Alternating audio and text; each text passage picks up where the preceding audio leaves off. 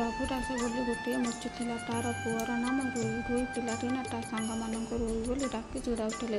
ରୁଇର ମୂର୍ତ୍ତି ଜାତୀୟ ଜନ୍ମ ହେଲେ ବି ପିଲାଦିନରୁ ଜଗନ୍ନାଥଙ୍କର ପ୍ରତି ତାର ବହୁତ ଭକ୍ତି ଥିଲା। ବାପାଙ୍କ ପାଖରୁ ସେ ଜୋତା ତିଆରି ଶିଖି ମୂର୍ତ୍ତି ବ୍ୟବସାୟ କରୁଥିଲା। ତାର ପାଠ ପଢ଼ିବାକୁ ଇଚ୍ଛା ଥିଲେ ବି ଭଲ ଜାତିର ପିଲାମାନଙ୍କ ସାଙ୍ଗରେ ଏକାଠି ବସି ପାଠ ପଢ଼ିବା ପାଇଁ ତା ପାଇଁ ମନ ଥିଲା।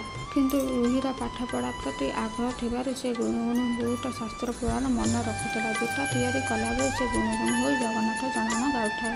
ମୂର୍ତ୍ତି ତା ମୁହଁରେ ଜଗନ୍ନାଥଙ୍କ ଜଣାଣ ଶୁଣି ଲୋକମାନେ ହସନ୍ତି। ରୁହି ପ୍ରତିଦିନ 2 ହଳ ଜୋତା ତିଆରି କରେ। ହଳ ଜୋତା ବିକି ସେ ପଇସାରେ ସେ ଘର ଚଳାଏ। ହଳ ଜୋତା ସାଧୁଜନଙ୍କୁ ଦାନ କରିଦିଏ। ତାର ଛଡ଼ା ରାସ୍ତାରେ ଯାଉଥିବା ସାଧୁଜନଙ୍କୁ ଗୋଡ଼ରେ ଛିଣ୍ଡା ଜୋତା ଦେଖିଲେ ସେ ବିନା ପଇସାରେ ମରାମତି କରିଦିଏ। ରୁହିର ସ୍ତ୍ରୀର ମଧ୍ୟ ରୁହିର ଏ କାମରେ ତାଙ୍କୁ ସାହାଯ୍ୟ କରୁଥିଲା। ସେମାନଙ୍କ ମାତ୍ର ଗୋଟିଏ ହଳ ଜୋତା ବିକିରି ଯେତିକି ପଇସା ପାଉଥିଲେ ସେତିକିରେ ବଡ଼ କଷ୍ଟରେ ଚଳୁଥିଲେ। ଥରେ ଜଗନ୍ନାଥ ନିଜ ଭକ୍ତର ଦୁଃଖ ଦୂର କରିବା ପାଇଁ ଜଣେ ସାଧୁ ବେଶର ରୁଚି ଦାସଙ୍କ ଘରେ ପହଞ୍ଚିଲେ।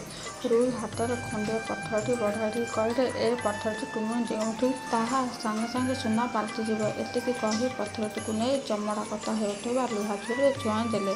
ସାଙ୍ଗେ ସାଙ୍ଗେ ଲୁହା ଛୁରୀ ସୁନା ପାଲଟିଗଲା। ରୁହି ଏ କଥା ଦେଖି ଖୁସି ହୋଇଯିବା ବଦଳରେ ଦୁଃଖରେ ଭାଙ୍ଗି ପଡ଼ିଲେ। ସେ କହିଲେ, "ଗୋସାଇଁ, ଆପଣ ଏ କ'ଣ କଲେ? ମୋ ବେଉସା ବୁଡ଼ାଇ ଦେଲେ। ସୁନା ଛୁରୀ ମୁଁ ଚମଡ଼ା କାଟିବି କେମିତି?"